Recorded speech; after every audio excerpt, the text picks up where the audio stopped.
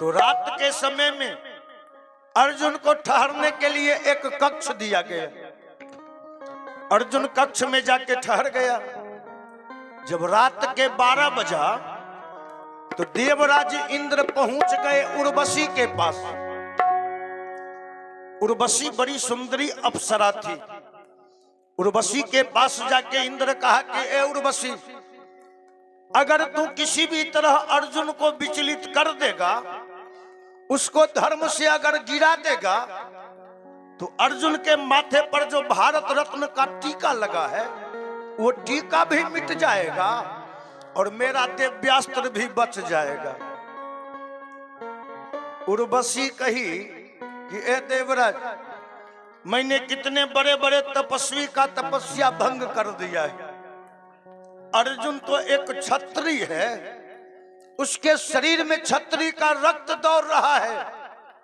अर्जुन को विचलित करना ये तो मेरे बाएं हाथ का खेल है। उर्वशी क्या की, 12 बजे रात्रि में 16 श्रृंगार से सुसज्जित हो गई और पहुंच गई जिस कक्ष में अर्जुन सो रहा था। अर्जुन के किवाड़ को ठकठकाने लगी है।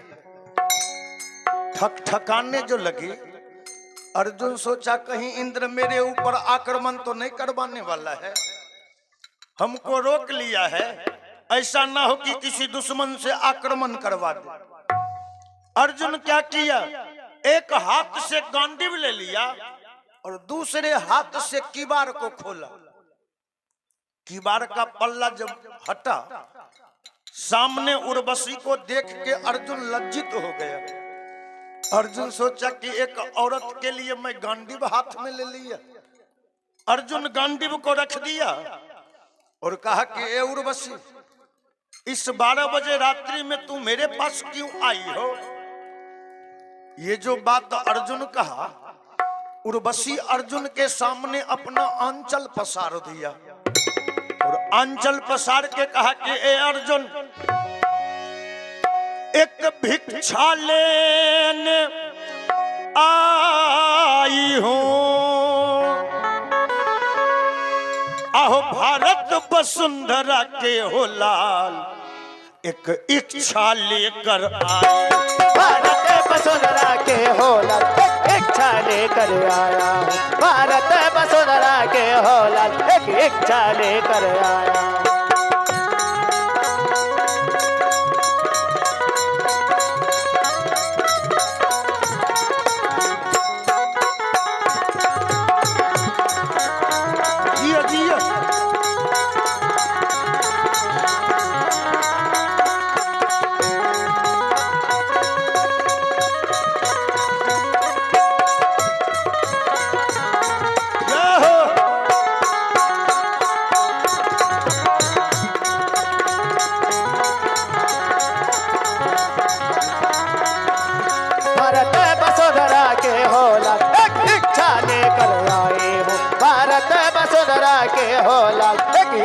लेकर आए। उर्वशी कही कि ये अर्जुन, मैं इच्छा लेकर आई हूं कि तुझ जैसा बलवान, तुझ जैसा गुणवान मेरे कोख से पुत्र प्राप्त हो। अर्जुन उर्वशी की बात सुन के अर्जुन कहा कि ए उर्वशी, मैं तुम्हारे इच्छा का तो पूर्ति नहीं कर सकता हूं, लेकिन तुम्हारे भिक्षा का पूर्ति मैं जरूर कर सकता हूं। इच्छा का अगर पूर्ति करूंगा तो ब्रह्मचर्य खंडन होगा,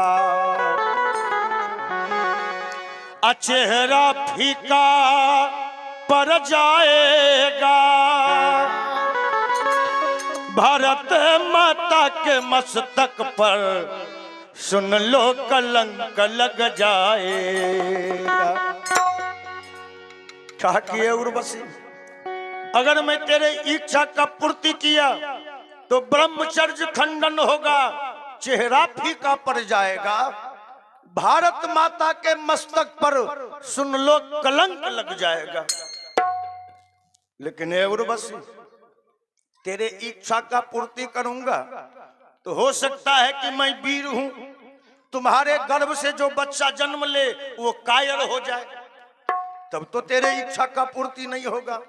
हम सुंदर हैं वो कुरूप हो जाए, हम आस्तिक हैं वो नास्तिक हो जाए, तब तो तेरे इच्छा का पूर्ति नहीं न हुआ। ए उर्वशी, ऐसा करो ना, अगर तुमको बना बनाया बेटा ही मिल जाए तो इससे बड़ी खुशी की बात तो और क्या होगी। ए उर्वशी, तू इसी समय जन्मदाता बन जा, अब मैं आज से तेरा पुत्र बनूं और तू मेरी माता बन।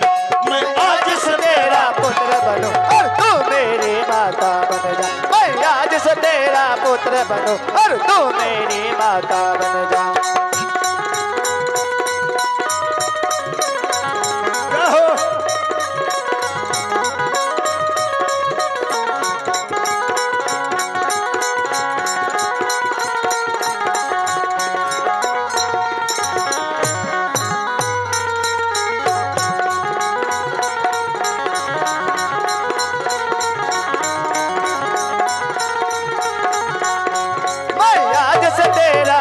बनूं और तू मेरी माता बन जा, मैं आज से तेरा पुत्र बनूं और तू मेरी माता बन जा।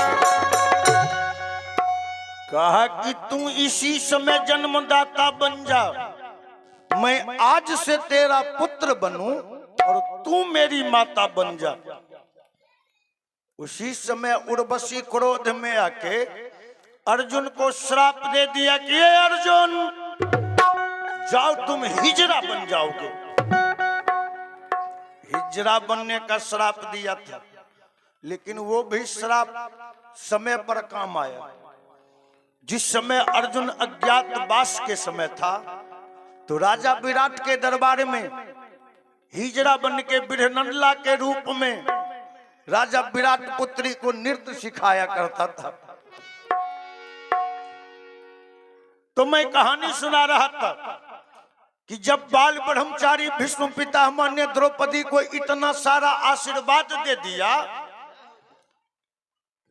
तब द्रौपदी हाथ जोड़ दी बाबा भीष्म पितामह के सामने कि बाबा देखे यहाँ कौन खड़े।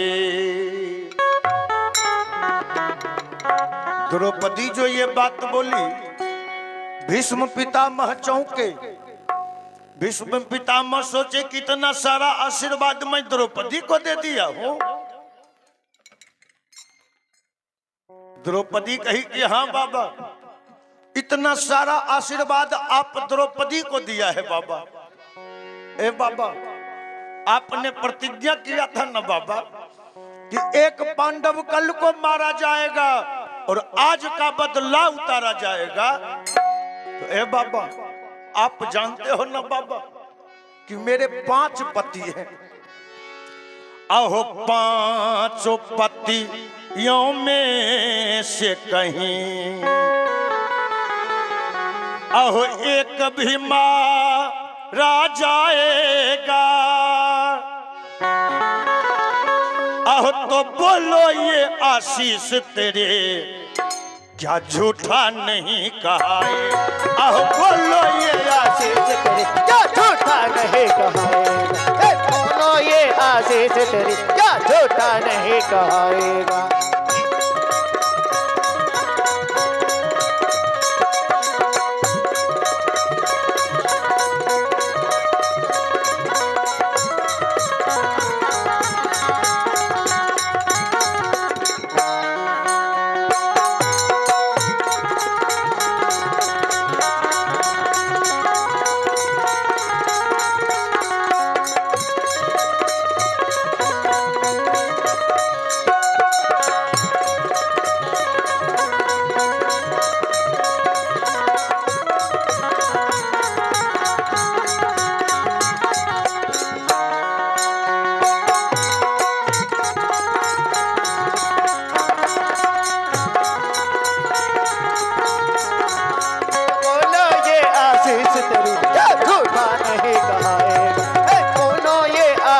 बात तेरी क्या झूठा नहीं कहा। बोलो ये आशीष तेरा क्या झूठा नहीं कहेंगे। ए बाबा,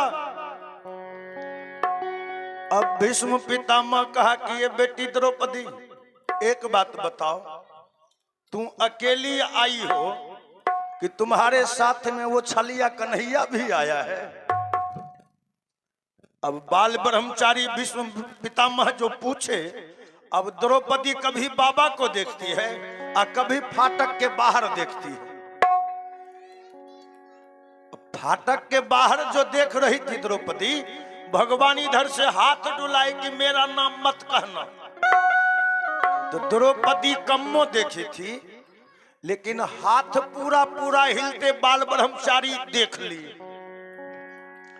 बाल ब्रह्मचारी भीष्म पितामह कहे, बेटी लगता है सुबह सुबह कोई चित्रकार मेरे पर्दा पर कोई चित्र उखाड़ रहा है, जरा उस चित्रकार से मुलाकात करके आते हैं, तब तुम्हारे भाग्य का फैसला करेंगे।